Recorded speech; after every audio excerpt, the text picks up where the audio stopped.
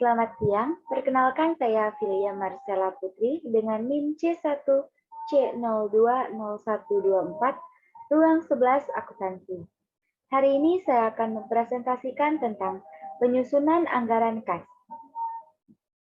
Pengertian anggaran kas dapat diartikan sebagai sebuah alat yang digunakan oleh perusahaan untuk perkiraan arus kas, di mana besaran arus kas yang diperkirakan tersebut akan terjadi pada waktu atau periode tertentu.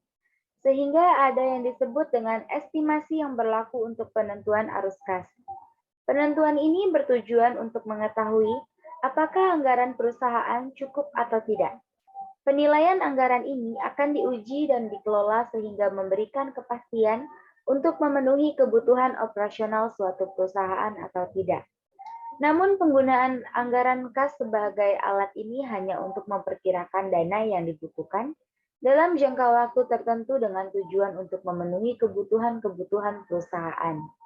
Manajemen biasanya mengembangkan anggaran kas setelah anggaran penjualan, pembelian, dan belanja modal dibuat. Anggaran ini perlu dibuat sebelum anggaran kas untuk memperkirakan secara akurat bagaimana kas akan terpengaruh selama periode tersebut. Misalnya, manajemen perlu mengetahui perkiraan penjualan sebelum dapat memperkirakan berapa banyak uang tunai yang akan dikumpulkan selama periode tersebut. Bentuk anggaran kas. Budget kas mencakup dua sektor, yakni sektor penerimaan kas dan juga sektor pengeluaran kas. Sehingga sebelum menyusun budget kas, sebelumnya perlu disusun schedule mengenai penerimaan kas atau cash inflow schedule dan juga jadwal mengenai pengeluaran kas atau cash outflow schedule tersebut.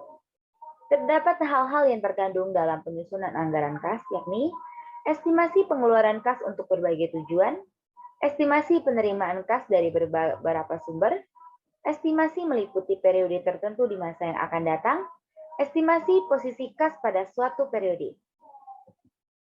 Untuk estimasi pengeluaran dan penerimaan kas, ini terjadi memungkinkan manajemen anggaran memperkirakan posisi kas dalam suatu periode anggaran, sehingga bisa menentukan kebutuhan perencanaan untuk menentukan kelebihan kas yang memungkinkan terjadi dan kebutuhan pembelanjaan untuk menutup kekurangan.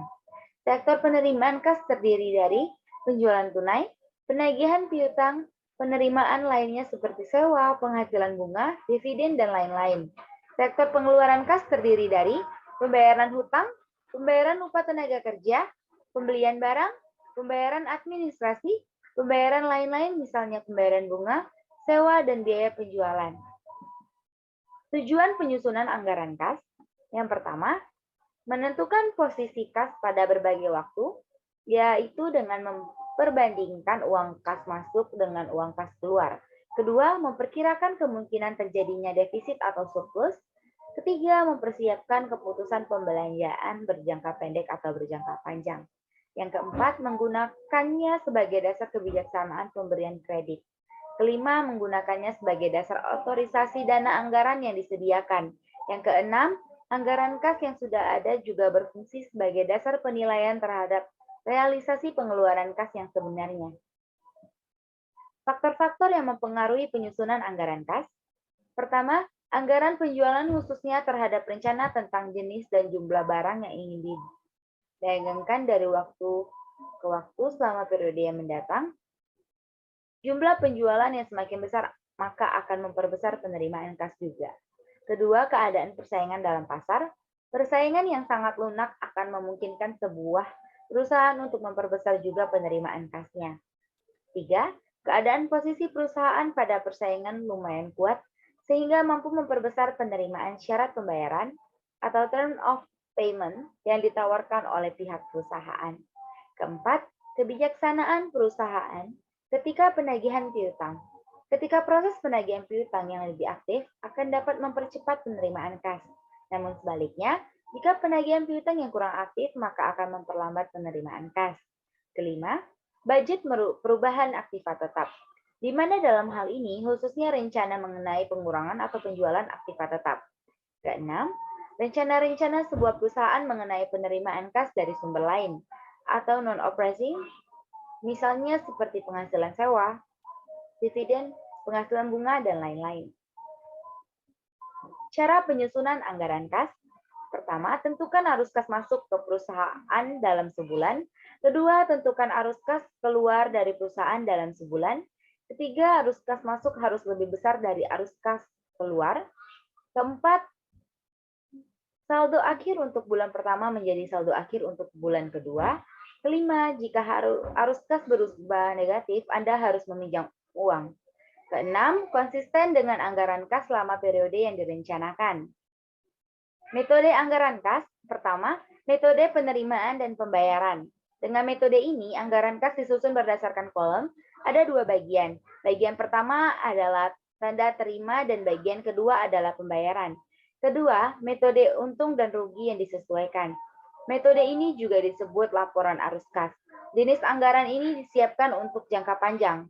Ini memberikan lebih banyak rincian pendapatan dan pengeluaran sehubungan dengan perencanaan jangka panjang. Ketiga, metode neraca. Metode ini sangat mirip dengan metode untung dan rugi yang disesuaikan. Dengan metode ini, semua item neraca dicatat pada sisi masing-masing kecuali kas. Dimensi waktu perencanaan dan pengendalian kas. Budget kas jangka panjang sesuai dengan dimensi waktu dari pengeluaran modal dan rencana laba strategis jangka panjang. Estimasi penerimaan kas, terutama dari penjualan barang atau jasa dan pinjaman, dan estimasi pengeluaran kas terutama untuk biaya-biaya, pengeluaran modal, dan pembayaran utang merupakan dasar yang sehat untuk keputusan yang menyangkut keuangan, penggunaan kas, dan untuk kredit jangka panjang. Budget kas jangka pendek sesuai dengan rencana laba taktis jangka pendek. Budget kas jangka pendek memerlukan rencana atau estimasi aliran kas masuk dan kas keluar yang rinci yang secara langsung berkaitan dengan rencana laba tahunan, misalnya estimasi penerimaan kas dari penjualan dan estimasi pengeluaran kas untuk membayar pembelian mesin-mesin dan peralatan yang baru.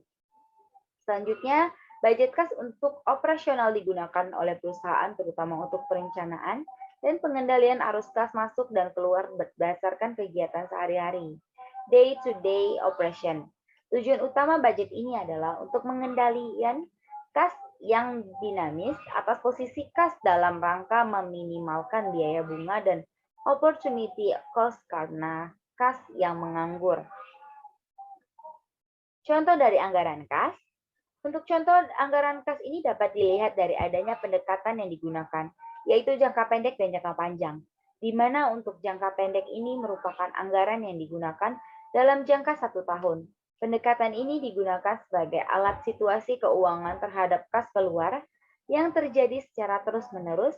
Selanjutnya untuk jangka panjang yang berlaku dalam jangka 5-10 tahun mendatang. Dengan manfaat yang bisa diperoleh adalah untuk mengetahui bagaimana kemampuan perusahaan.